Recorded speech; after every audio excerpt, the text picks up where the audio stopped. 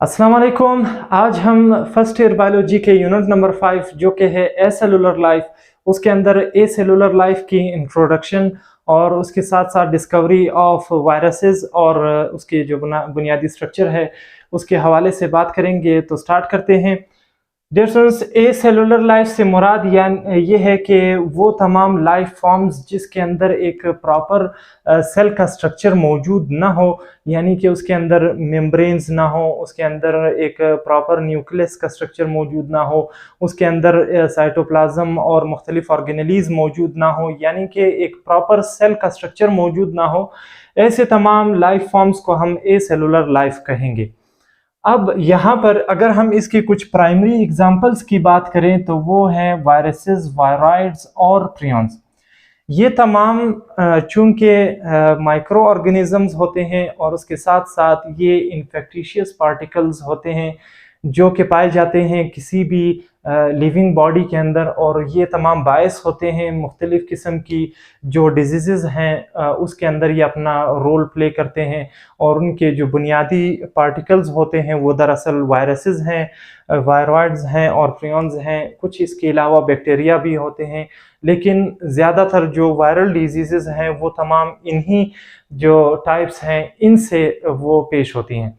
अब अगर हम इसकी मेजॉरिटी ऑफ बायोलॉजिस्ट्स की बात कहें तो वो इन तमाम को, यानी कि जो वायरसेस हैं, वायरॉइड्स हैं और प्रियॉन्स को नॉन लिविंग बॉडी तस्वुर करते हैं। अब नॉन लिविंग बॉडी तस्वुर करने के पीछे एक अहम रीज़न है, वो ये है कि इनके अंदर एक प्रोसेस जो कि एक नेसेसरी प्रोसेस होता है किसी लिविंग बॉडी के अंदर, जो कि है ऑटोपायोसिस। ऑटोपायोसिस से मुराद ये है कि यानी कि इनके अंदर रिप्रोडक्शन का जो प्रोसेस है, जो कि एक लिविंग बॉडी की एक अहम इम्पॉर्टेंट करैक्टरिस्टिक है, वो इसके अंदर मौजूद नहीं होती। तो इस बुनियाद पर इन्हें नॉन लिविंग तस्वुर किया जाता है। लेकिन ये जो रिप्रोडक्शन का प्रोसेस है ये होस्ट के अंदर तो हो सकता है, लेकिन होस्ट के बगैर ये अपनी रिप्रोडक्शन नहीं कर सकते। अब होस्ट से मुराद क्या है कि यानी कि जब ये किसी लिविंग बॉडी के अंदर दाखिल हो जाते हैं या किसी सेल जो है वो सेल ऑफ ऑर्गेनिज्म के अंदर ये दाखिल हो जाते हैं, तब ये अपनी जो रिप्रोडक्शन है या जो इंजाइमेटिक एक्टिविटीज़ हैं वो तमाम परफॉर्म कर सकते हैं।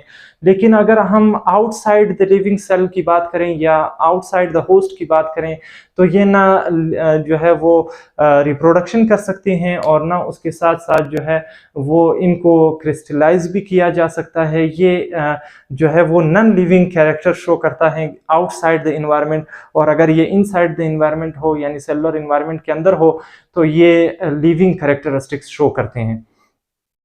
अब वायरसेस की जो डिस्कवरी है वो यानी कि जो फिल्टर पेपर की डिस्कवरी के बाद, जो कि चार्ल्स चैम्बरलेन ने फिल्टर पेपर डिस्कवर किया 1884 में, जो कि एक फ्रेंच बायोलॉजिस्ट थे, उन्होंने सबसे पहले 1884 में फिल्टर पेपर को डिस्कवर किया। फिल्टर पेपर की डिस्कवरी के बाद एक और बायोलॉजिस्ट जो कि एक रशियन बायोलॉजिस्ट थे जिनका नाम था इवानोस्काई, उन्होंने फिल्टर पेपर को यूज़ किया कि वो जो टोबैको जो मोज़ेक एक डिजीज़ है एक प्लांट के अंदर, उसके अंदर जो उसके काजेज़ हैं उसको डिटरमाइन कर सके, उसके बारे में तहकीक कर सके। तो जब इन्होंने इस फिल्टर पेपर को, जो कि चार्ल्स चैम्बरलेन ने 1884 में डिस्कवर किया था, इसकी एक खसूसियत ये थी कि इससे जो बैक्टीरिया है वो पास नहीं हो सकते थे, यानी कि इनके जो पोर्स थे वो इतने स्मॉलर थे जिसके जो है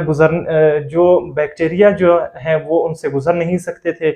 जबकि जब इन्होंने ये एक्सपेरिमेंट परफॉर्म किया तो इन्होंने देखा कि जो टोबैको मोज़ेक जो डिजीज़ की जो इन्फेक्टिशियस जो पार्टिकल्स हैं वो फिल्टर पेपर से गुजर सकते हैं, उनके अंदर ये एबिलिटी मौजूद है कि वो फिल्टर पेपर से गुजर सकें। तो इस बुनियाद पर इन्होंने इन पार्टिकल्स को जो है वो फिल्टरेबल पार्टिकल्स का नाम दिया या फिल्टरेबल वायरसेस का नाम दिया।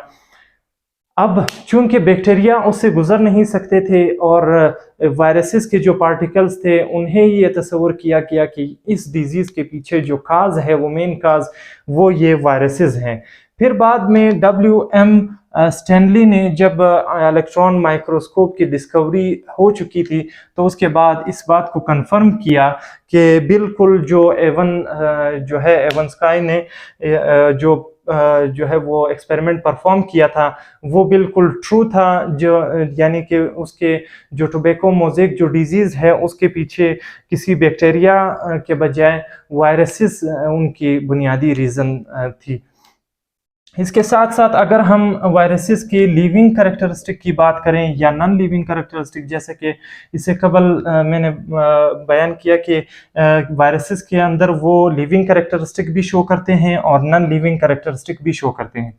अब लिविंग कैरेक्टरिस्टिक्स की अगर हम बात करें तो वो है have their own genetic material.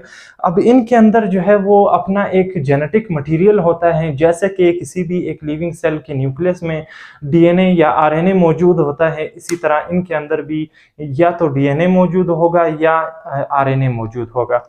इसी तरह दे अंडरगो म्यूटेशन का जो एक रिप्रोडक्शन का प्रोसेस है, ये उसके अंदर म्यूटेशन के अंदर यानी कि इनके अंदर एक प्रोसेस जो कि म्यूटेशन है वो कैरी आउट होता है। इसी तरह जो can reproduce inside the host cell, चूंकि ये एक होस्ट सेल के अंदर रिप्रोडक्शन कर सकते हैं तो इस बुनियाद पर हम इन्हें सेलुलर स्ट्रक्चर भी कह सकते हैं या इनकी ये एक लिविंग कैरेक्टरिस्टिक है। इसी तरह ये जो है वो अगर हम इसके एक और यहाँ पर कैरेक्टरिस्टिक बयान करें जो कि है कि यानी कि जब इनके ऊपर अल्ट्रा वायलेट रेज जो है वो पास किए जाएं या कीमियोसिस का मुख्तलिफ केमिकल्स इनके ऊपर जो है वो अप्लाई किए जाएं तो ये डिस्ट्रॉय हो जाते हैं, ये भी एक लिविंग कैरेक्टरिस्टिक है। इसके साथ साथ अगर हम नॉन लिविंग कैरेक्टरिस्टिक्स की बात करें तो ये है यानी कि ये एक नॉन सेलुलर पार्टिकल्स है, इस वजह से ये नॉन लिविंग कहलाते हैं। इसके अलावा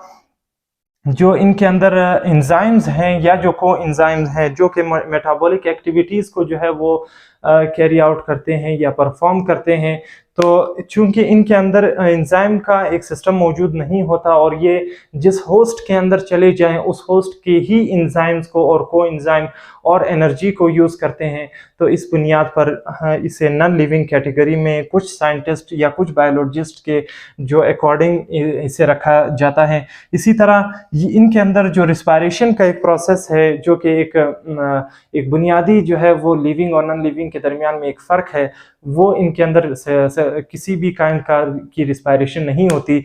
इस बुनियाद पर ये जो है वो नॉन लिविंग कैटेगरी में इसे रखा जा सकता है और ये एनर्जी ऑफ होस्ट जो है वो इस्तेमाल करता है। इसी तरह यानी कि हम कह सकते हैं कि ये एक एम्बीवैलेंट इसके कैरेक्टरिस्टिक्स हैं, यानी कि लिविंग कैरेक्टरिस्टिक्स भी हैं और नॉन लिविंग कैरेक्टरिस्टिक्स भी हैं, और इस लिहाज से हम इन्हें बाउंड्री लाइन ऑफ लिविंग और नॉन लिविंग भी कह सकते हैं। यानी कि ये एक बाउंड्री लाइन होते हैं किसी भी लिविंग के और नॉन लिविंग के थिंग के दरमियान में।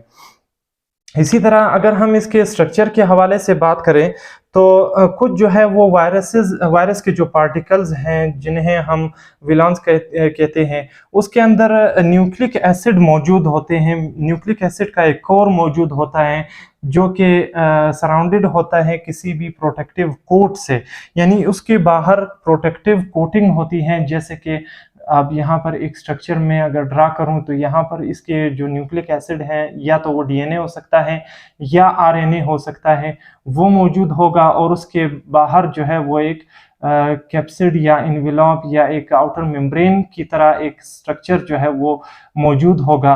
अब वो स्ट्रक्चर जो है वो कहलाता है कैप्सिड। अब ये जो कैप्सिड का जो एक स्ट्रक्चर है ये बेसिकली प्रोटीन से जो है वो बना होता है, और इसके साथ साथ अगर हम इसके आउटर कुछ ऐसे वायरसेस मौजूद होते हैं जिनके जो कि एक प्रोटीन कोट के बाहर जो कि कैप्सिड है उसके बाहर एक इन्वेलॉप भी मौजूद होता है, यानी कि उन्हें हम इन्वेलॉप्ड वायरसेस भी कहते हैं। तो इनकी एक और अगर हम यहाँ पर स्ट्रक्चर के हवाले से बात करें तो इनके अंदर एक इन्वेलॉप भी मौजूद होता है। इसी की तरह इसके अंदर एक नेक मौजूद होती है और इसके अंदर जो है वो एक बेसल बॉडी होती है जिसके बाद इसकी डिफरेंट टेल्स होती हैं वो मौजूद होती है। फिर इसके साथ साथ जो सम वायरसेस हैं उनकी, जैसे कि अब मैंने बात की कि वो इन्वेलप होते हैं, यानी कि ये जो इन्वेलप होता है ये बेसिकली जो लिपिड पार्टिकल्स हैं या लिपिड मैक्रोमॉलिक्यूल हैं उससे मिलकर ये बने होते हैं। और इसके जो है वो डिफरेंट शेप हो सकती हैं, यानी कि इन्वेलप्ड भी ये हो सकते हैं जिसके बाहर जो है वो एक इन्वेलप जैसा स्ट्रक्चर मौजूद हो सकता है। उसके साथ साथ इसका एक स्ट्रक्चर जो कि टेडपोल है, यानी कि ये तमाम जो कैप्सिड के स्ट्रक्चर के बेसिस पर इनके मुख्तलिफ शेप्स होती हैं, सच एज इसके कॉम्प्लेक्स स्ट्रक्चर भी होता है, पॉलीहेड्रल स्ट्रक्चर भी होता है, इसी तरह स्फेरिकल भी होते हैं, हेलिकल भी होते हैं, और इसके अलावा मुख्तलिफ और इसकी शेप्स भी पाई जा सकती हैं। तो आज का ये था सेलुलर लाइफ के हवाले से कुछ इंट्रोडक्टरी टॉपिक। इसके बाद इंशाल्लाह इसके मतलब जो आने वाले टॉपिक्स हैं वो भी इंशाल्लाह वन बाय वन देखेंगे। तब तक अपना ख्याल रखिएगा। अल्लाह हाफ़िज़।